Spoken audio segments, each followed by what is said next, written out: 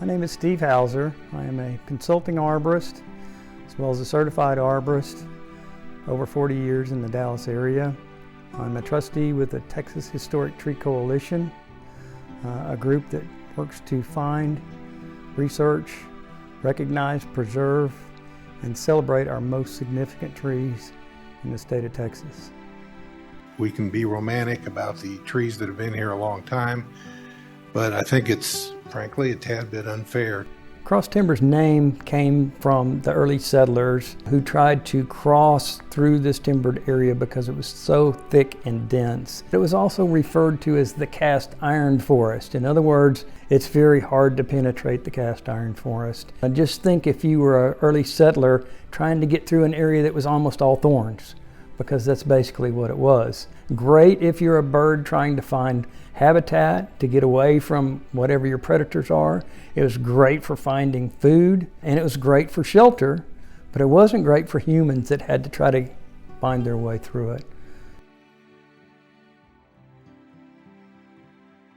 It appears to require the conservation of the cross timber's ecology, which is a vast expanse of an ecosystem that goes all the way from Kansas down through Oklahoma into North Texas. There's two primary legs that come down into Texas, a west and an east, of which Colleyville is on the east part of the cross timber's ecology. The wildlife that inhabit the area is very diverse, as is the plant and tree cover.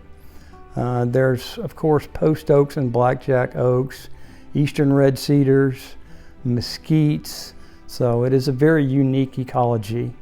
And one that is dwindling. If you've read anything about the cross timbers, there's very little of it that remains intact. That's what makes this particular property and any of the cross timbers that remains extremely important to try to preserve and conserve, partly for future generations and partly because of the benefits to the animals and the wildlife. You know, before there was any development in the city, the eastern cross timbers pretty much took up the majority of the entirety of the city. Most of Colleyville is developed. There's just a few little remnant pieces of property left over, and when the majority of the developments occurred in the past, trees were taken down. But what happens after development? People plant trees in their yards, and pretty soon it's solid trees around the houses.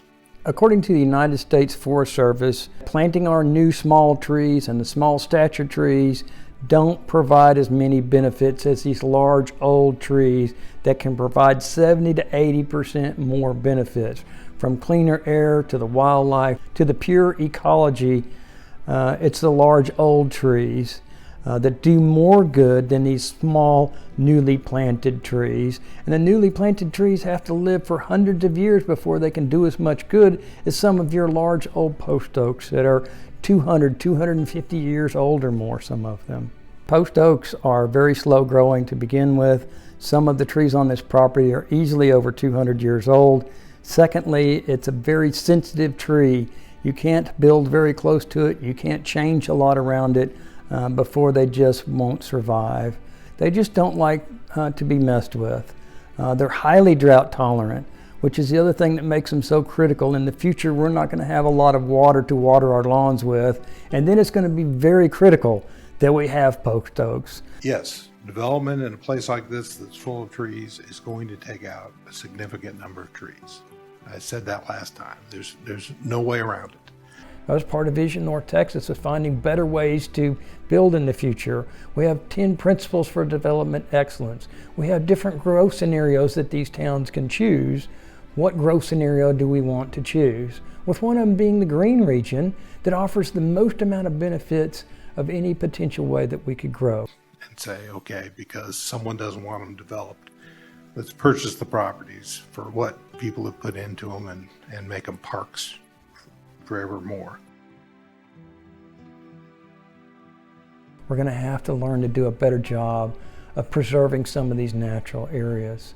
And that's where Colleyville, I would encourage the officials to try to preserve more of these properties, especially since I was told 98% of your town is already developed and you already have 2% left.